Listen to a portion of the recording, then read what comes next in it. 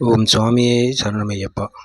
அதாவது பக்தர்களுக்கு ஒரு சந்தோஷமான செய்தி என்னன்னு பார்த்தீங்கன்னா, சபரிமலை மகரவிளக்கு பூஜைக்கு கூடுதல் பஸ் இயக்க சொல்லி கேரள அரசு ஒரு அறிவிப்பு விட்டுருக்காங்க.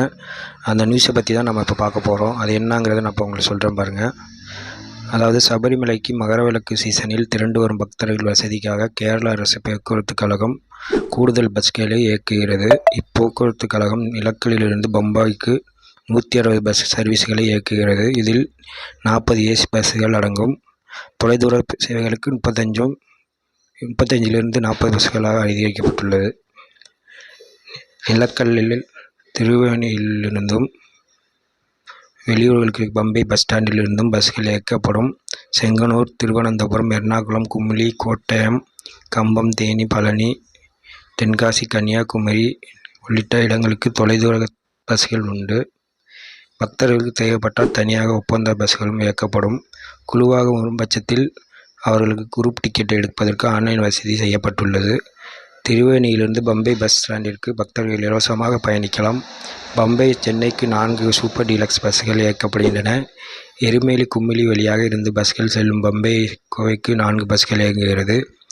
எருமேலி, காஞ்சிரப்பள்ளி, ஈராட்டுப்பேட்டை, அங்கமாலி, திருச்சூர், வடக்கஞ்சேரி, பாலக்காடு வழியாக இந்த பஸ்கள் செல்லும்.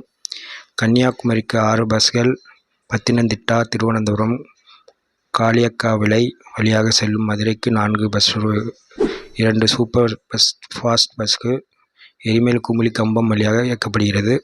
பழனிக்கு 8 பஸ்கள் எருமேலி, குமுளி வழியாக செல்லும். தேனிக்கு எருமேலி, குமுளி வழியாக கம்பம் வழியாக 5 பஸ்கள் உண்டு.